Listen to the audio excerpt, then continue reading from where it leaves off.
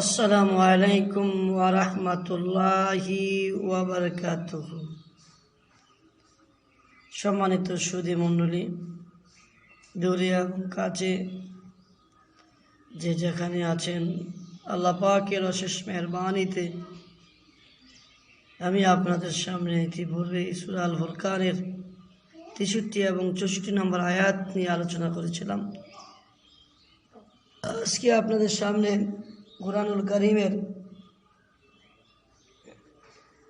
65 নম্বর আয়াত, 65 এবং 66 নম্বর আয়াতটি নিয়ে একটু আলোচনা করবো ইনশাআল্লাহ। আল্লাহ তাআলা মুমিন বান্দার কিছু বৈশিষ্ট্য তুলে ধরেছেন। আমরা যদি কোরআনকে রিসার্চ করি, কোরআনকে যদি আমরা একটু পর্যবেক্ষণ করি, কোরআনের উপর যদি একটু গবেষণা করি, তাইলে আমরা সেই গুণাবলী কোরআন থেকে আমরা তুলে আনতে পারবো ইনশাআল্লাহ।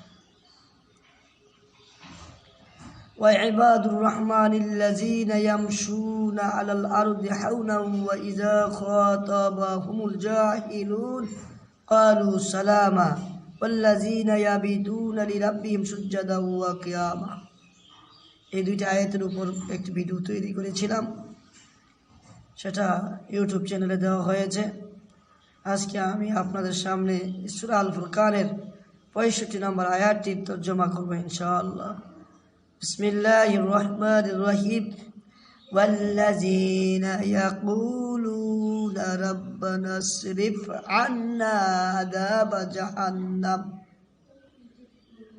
ইন্না আযাবাহা কানা গরামা।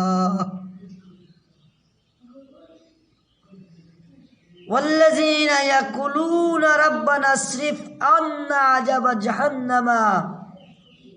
মুমিন বান্দারা আল্লাহর কাছে আল্লাহর কাছে প্রার্থনা করে, আল্লাহর কাছে বলে, হে আল্লাহ, জাহান্নামের আগুন আমাদের কাছ থেকে সরে নিয়ে যাও, আমাদের কাছ থেকে দূর করে দাও জাহান্নাম। সইতে পারবো না। ইন্না আযাবাহা কানা গরামা। তাফসীর ইবনে কাসিরের মধ্যে আয়াতের একটু বিশ্লেষণ করে দেখলাম, আদম সন্তানের কষ্ট হয়, দুঃখ হয়। আদম সন্তানের কষ্ট হয়, দুঃখ হয়, এটা বেশিক্ষণের জন্য নয়, এটা হয়তো সমসাময়িক অল্প কিছুক্ষণের জন্য অথবা অল্প কিছু দিনের জন্য। এই কষ্টটা, এই অশান্তিটা তার থাকে না, আবার চলে যায়, আবার শান্তি ফিরে আসে। والذين يقولون ربنا اصرف عنا عذاب جهنم। মুমিন বান্দারা বলবে, আল্লাহ গো, ও মালিক, জাহান্নামকে বিদূরিত করে দাও, দূরে সরে দাও। ভাইরা আমার, এটা এমন একটা জাহান্নাম যেটা আসলে পরে আর যাবে না। গরাবা শব্দের অর্থ তাফসীরে ইবনে কাসিরের মধ্যে দেখলাম যে যেটা আসলে আর যায় না।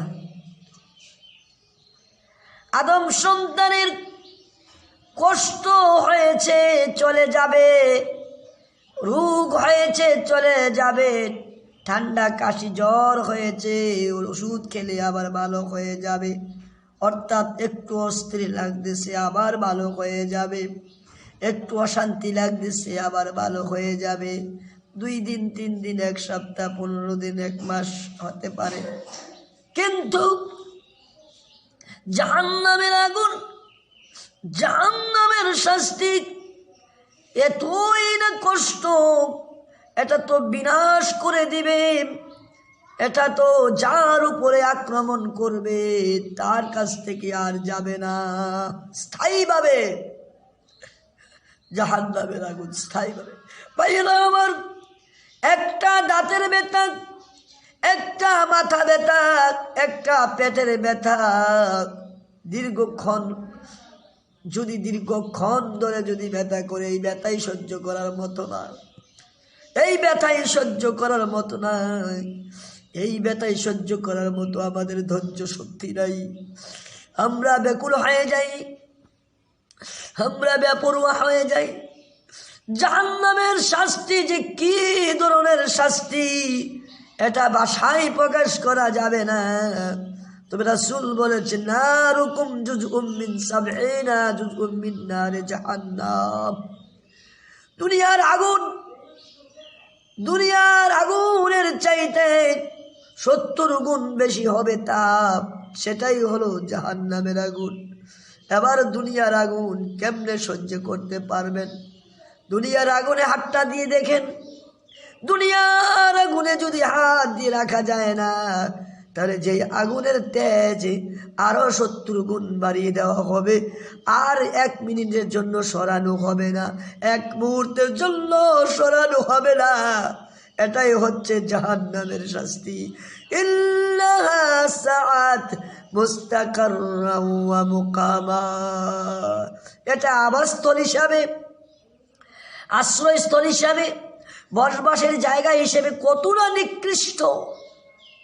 এই নিকৃষ্ট জায়গা থেকে পানা চায় মুমিন বান্দা। মুমিন বান্দারা সবসময় পানা চায় আল্লাহর কাছে, এ আল্লাহ, তুমি আমাকে ওই ধরনের জাহান্নামের আগুন থেকে বাঁচাও, যেই জাহান্নামের আগুন আসলে আর যায় না।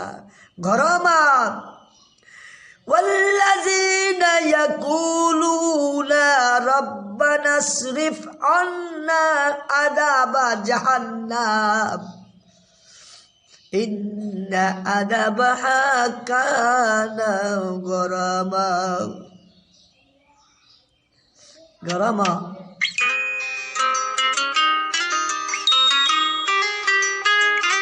গরামা এমন একটি শব্দ দিয়ে তাফসীর কারকেরা উল্লেখ করেছেন যে কষ্টটা এমন একটা কষ্ট, যে কষ্টটা হবে দীর্ঘস্থায়ী, স্থায়ী মেয়াদ। এটা সরানো হবে না, এটা কমানো হবে না। আল্লাহু আকবার। জাহান্নামের আগুন থেকে বাঁচতে চান না? জাহান্নামের আগুন থেকে যদি বাঁচতে চাও, জাহান্নামের কঠিন ভয়াবহ শাস্তি থেকে যদি রক্ষা পেতে চাও, তাহলে আল্লাহর চাকর হয়ে যাও, আল্লাহর গোলাম হয়ে যাও, আল্লাহর দাস হয়ে যাও, রসুলের উম্মত হয়ে যাও, রসুলের ইত্তেবা করো, রসুলের সুন্নতের উপর ইত্তেবা করো।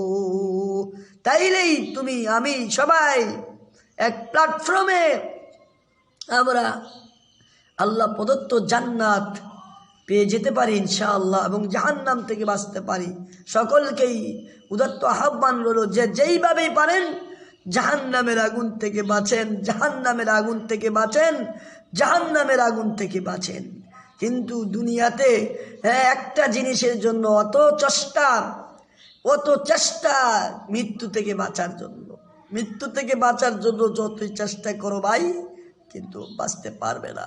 কিন্তু একটু চেষ্টা করো জাহান্নামের আগুন থেকে বাঁচার, তুমি জাহান্নামের আগুন থেকে বাঁচতে পারবে ইনশাআল্লাহ। ভাই, জাহান্নামের আগুন থেকে বাঁচার চেষ্টা করো, এবং মৃত্যুর হাত থেকে বাঁচার জন্য চেষ্টা করার দরকার নাই।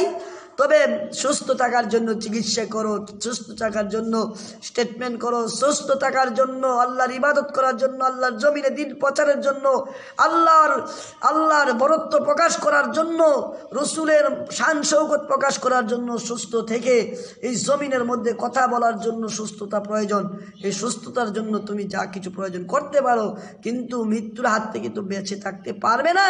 মৃত্যু একদিন তোমার সাথে, আমার সাথে, সবার সাথে আলিঙ্গন করবেন, সাক্ষাৎ করবেন, দেখা করবেন, তার সাথে মুসাফা করবেন, মুআন্নাকা করবেন। আইনামা তাকুনু ইউদরিকুমুল মাউত ওয়ালাউ কুনতুম ফি বুরুজিম মুশাইয়াদা। ভাইরা আমার, সর্বশেষে একটি কথা বললাম, আলোচনাটা আপনি শুনে আমল করার চেষ্টা করবেন, আমাকে দোয়া করবেন আমি যেন আমল করতে পারি, জাহান্নামের আগুন থেকে যেন বাঁচতে পারি। আসসালামু আলাইকুম ওয়া রাহমাতুল্লাহি ওয়া বারাকাতুহু।